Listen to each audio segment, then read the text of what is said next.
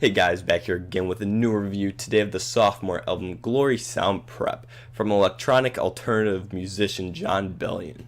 Arriving with his debut album in 2016, The Human Condition, he expanded his small cult following into an actual fandom. Even hitting radio waves with his single All Time Low, I started to notice him a bit more and dig into his discography, specifically his debut album.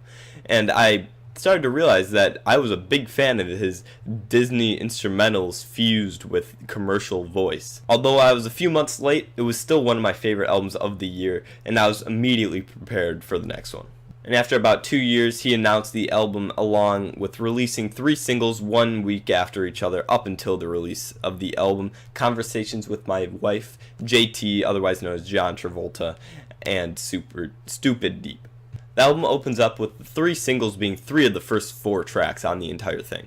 Conversations with My Wife shows John returning to his dreamscape production and really doubling down on forming big progressive builds throughout the song. Starting with a ticking guitar under John's vocals, the song adds more vocal layers as the chorus repeats over and over, as well as these phasing laser synths towards the end of the song that really gave it a much more of a hit.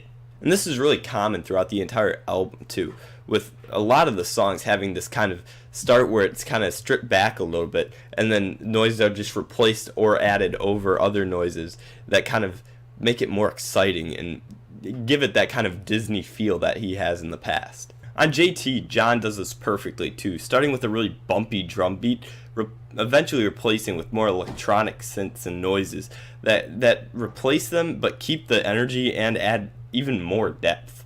And a choir that slowly comes in and is included more and more as the song goes on in the chorus just kind of adds even more of a building progressive feeling that's even just like slaps you right in the face. Like other parts of the song, they just kind of happen, you don't really realize it. But that choir coming in, there's a direct, obvious difference from the beginning of the song to the end of the song, where it's just a major factor in what makes it so great.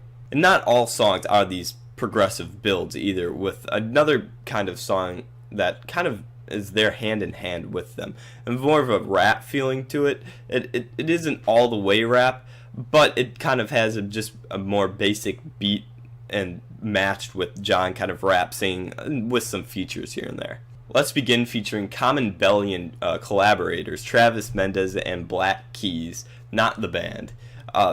As well as Rock Maricano, I believe is how you pronounce his name, and the Wu-Tang's RZA, all come in for a long rap song without any chorus. A more simple beat, but with an occasional ring and an alarming synth that comes in, adds a nice touch to it. It's then matched in between the verses of each artist with an instrumental break with a glaring bass and buzz. And honestly, the production on this thing is just so well crafted, I can explain it for days. Typically when I try to explain the production and stuff, I kind of worry about using the same words because a lot of the same synths are used on several different songs and throughout several different albums and artists. But on this, I find it so easy to just come up with the original ideas for what they sound like, because all these sounds are just original. Jon Bellion really goes all in on sound production. We're trying to just find stuff that makes his music just sound unique and uncomparable to anybody else's. As far as the topics of each track goes, he doesn't really touch on the same thing twice. For example, JT is really about his life as a rich man and how unimaginable it was for him. Ma's Joint focuses around Jon Bellion viewing his mother as his grandmother has dementia and his mother is trying to keep care of her. The track The Internet roasts those who try to build themselves up and be bigger than they really are on social media. And for the vocals, they're also pure and crisp, with filters added on certain songs here and there, tastefully done to give it a bit more of a skin-crawling feeling, but in a good way, kind of like Goosebumps, but even odder.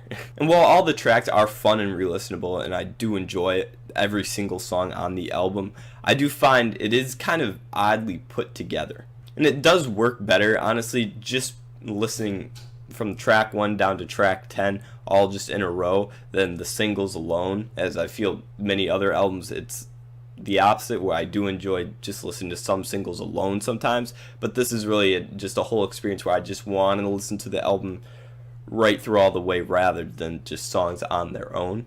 But on the contrary to that, with this thing, It's called Glory Sound Prep, and the way it kind of appeared with the promo video for it and everything kind of made it seem like there was going to be some sort of like center around this prep, this school, this Glory Sound school.